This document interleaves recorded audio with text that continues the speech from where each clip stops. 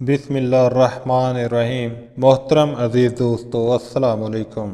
حضرت سیدنا ابو بردہ رحمۃ اللہ تعالیٰ علیہ فرماتے ہیں، جب حضرت سیدنا ابو موسیٰ رحمۃ اللہ تعالیٰ علیہ کی وفات کا وقت قریب آیا تو آپ نے اپنے تمام بیٹوں کو اپنے پاس بلا کر فرمایا کہ میں تمہیں صاحب رغیف یعنی روٹی والے کا قصہ سناتا ہوں، اسے ہمیشہ یاد رکھنا۔ پھر فرمایا، ایک عابد شخص اپنی جھونپڑی میں لوگوں سے الگ تھلگ عبادت کیا کرتا تھا۔ وہ 70 سال تک اسی جھونپڑی میں رہا۔ اس عرصہ میں کبھی بھی اس نے عبادت کو ترک نہ کیا اور نہ ہی کبھی اپنی جھونپڑی سے باہر آیا۔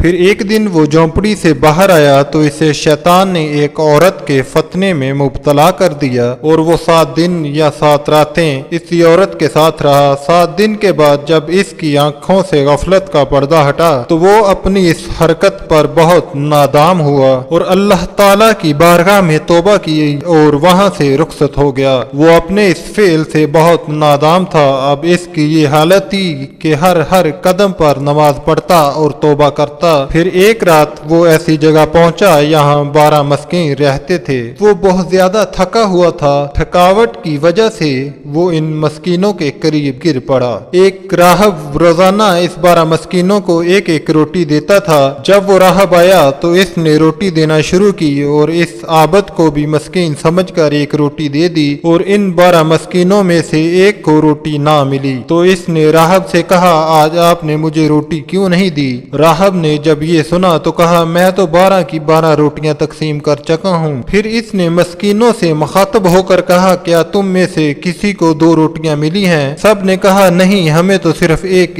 ہی ملی ہے۔ یہ سن کر راہب نے اس شخص سے کہا، شاید تم دوبارہ روٹی لینا چاہتے ہو، جاؤ، آج کے بعد تمہیں روٹی نہیں ملے گی۔ جب اس عابد نے یہ سنا تو اسے اس مسکین پر بڑا ترس آیا، چنانچہ اس نے وہ روٹی مسکین کو دے دی اور خود بھوکا رہا اور اسی بھوک کی حالت میں اس کا انتقال ہو گیا۔ جب اس کی 70 سالہ عبادت اور غفلت میں گزری ہوئی 7 راتوں کا وزن کیا گیا تو اللہ پاک کی نافرمانی میں گزاری ہوئی راتیں اس کی 70 سالہ عبادت پر غالب آ گئی۔ پھر ان 7 راتوں کا موازنہ اس روٹی سے کیا گیا جو اس نے مسکین کو دی تھی تو وہ روٹی ان راتوں پر غالب آ گئی اور اس کی مغفرت کر دی گئی۔ عزیز دوستو، کبھی بھی کسی نیکی کو چھوٹا نہیں سمجھنا چاہیے، کیا پتہ اللہ تعالیٰ کے حضور یہی ہماری بخشش کا سبب بن جائے۔ محترم عزیز دوستو، امید کرتے ہیں کہ ویڈیو آپ دوستوں کو ضرور پسند آئی ہوگی۔ ویڈیو پسند آئے تو اسے لائک اور شیئر ضرور کر دیں اور اس چینل کو سبسکرائب کر دیں۔ اللہ حافظ۔